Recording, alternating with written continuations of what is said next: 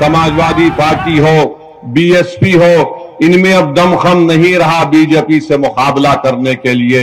आज अखिलेश यादव 2024 के लोकसभा के चुनाव के लिए कभी हमारे तेलंगाना के मुख्यमंत्री के साथ बगल में बैठ जाते हैं, तो कभी बंगाल में ममता बनर्जी के पैरों के पास बैठ जाते हैं, तो कभी नीतीश कुमार के सामने अपना सर झुका देते हैं।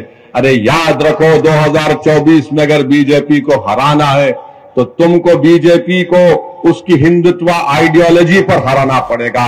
अगर अपोजिशन के लीडर मिल जाएंगे इससे कुछ फायदा नहीं होगा। फायदा उस वक्त होगा जब यूपी की जनता को बीजेपी के खिलाफ खड़ा कर दिया जाए और उनसे कहा जाए कि बीजेपी आपको नौकरी देने में नाकाम साबित हुई है। बीजेपी नौजवानों का मुकद्दर बेरोजगार बनाकर रखती है। जब हम यूपी की और भारत की जनता को ये बात समझाने में कामयाब हो जाएंगे कि नरेंद्र मोदी प्रधानमंत्री जरूर बन गए मगर महंगाई को रोक नहीं सके। आज गरीबी बढ़ रही है, बेरोजगारी बढ़ रही है, आज जनता के पास पैसे नहीं है अगर उनके बच्चों को स्कूल में तालीम दिलाने के लिए।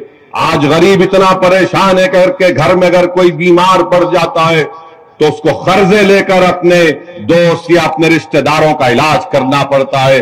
ये सब के सब जिम्मेदार बीजेपी के प्रधानमंत्री, देश के प्रधानमंत्री और उत्तर प्रदेश के मुख्यमंत्री का मामला रहा है। आज अब उत्तर प्रदेश के मुख्यमंत्री से पूछिए कि आपने उत्तर प्रदेश में क्या विकास किया, तो बोलेंगे मैंने बुलडोजर मासूम लोगों के घर पर चढ़ा दिए। उनसे आप पूछिए कि तुमने कौन सा विकास किया, तो बोलेंगे मैंने माफिया को खत्म कर दिया। अरे माफिया को कहां खत्म हो रहा है? अरे ये तो बताओ कि आपके बीजेपी में कितने ऐसे माफिया नेता बैठे हैं, उन पर फूल बरसाए जा रहे हैं, उनको आप अपनी सत्ता में रहकर अपनी छत्र छाया में उनकी हिफाजत कर रहे हैं, और जो कोर्ट से मुल्जिम करार दिया जाता, जिसके हाथ में जंजीरें होती है, तो पुलिस की मौजूदगी में उनको लोग आकर उनके सर पर गोलियां चलाकर उनकी हत्या करके चली जाती है और मुख्यमंत्री बोलते हैं कि मैंने माफिया को मार दिया। मुख्यमंत्री आपकी पुलिस है, उत्तर प्रदेश की पुलिस की कस्टडी में 2 प्रिजनर्स हैं और उनको आकर सर पर गोलियां मारकर, और मारने वाले पूरी तैयारी के साथ आए थे, मारकर हथियार फेंककर पुकारते हैं सरेंडर सरेंडर और जेएसआर का नारा।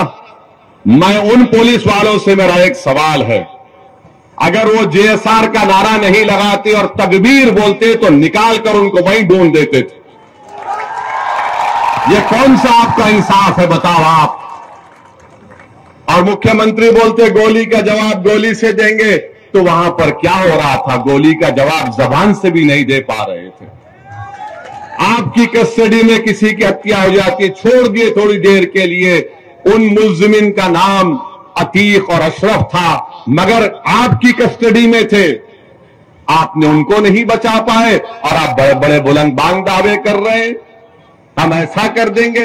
अरे तुम्हारी कस्टडी में जो प्रिजनर है तुम उसको नहीं बचा पाए, और मैं कह रहा हूं कि एनकाउंटर चाहे किसी समुदाय का हो, उसका नाम कुछ भी हो, एनकाउंटर से लोकतंत्र कमजोर होता है, एनकाउंटर से लोगों का विश्वास लोकतंत्र में, जमहूरियत में कम होता है, एनकाउंटर से कोर्ट जो कानून और इंसाफ के ऊपर अगर कोई इंसाफ करना है तो कोर्ट का काम है। जनता का एतमाद कोर्ट से कम हो जाएगा, जनता का एतमाद पुलिस से कम हो जाएगा, क्योंकि अगर कोई सत्ता में बैठ कर ये तय करेगा कि कोर्ट फैसला नहीं देगा, मैं गोली से इंसाफ करूंगा, तो जमहूरियत खत्म हो जाएगी। लोकतंत्र को अगर मजबूत करना है तो गोली से नहीं, कोर्ट से इंसाफ करना चाहिए। आखिर वो कौन लोग हैं?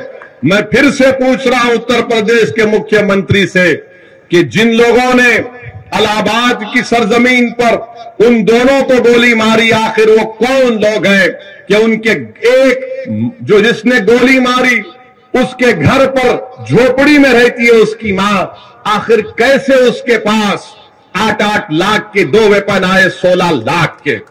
क्या इनको पैसा पाकिस्तान से आया? योगी आदित्यनाथ बताओ हमको। क्या आईएसआई ने उनको पैसा दिया था? क्या ये लश्कर तैयबा के एजेंट थे या नाथूराम गोडसे की नाजायज औलाद थी ये? या तो हाफिज सईद की नाजायज औलाद या फिर गोडसे की नाजायज औलाद हो सकती है ये। मुख्यमंत्री बोलते नहीं है कि कौन है, कौन उनके पीछे है, कि कौन उनको वो 8-8 लाख की एक रिवॉल्वर दिया सेमी ऑटोमेटिक, कहां से हथियार इनको आए, कोई सब भूल गए।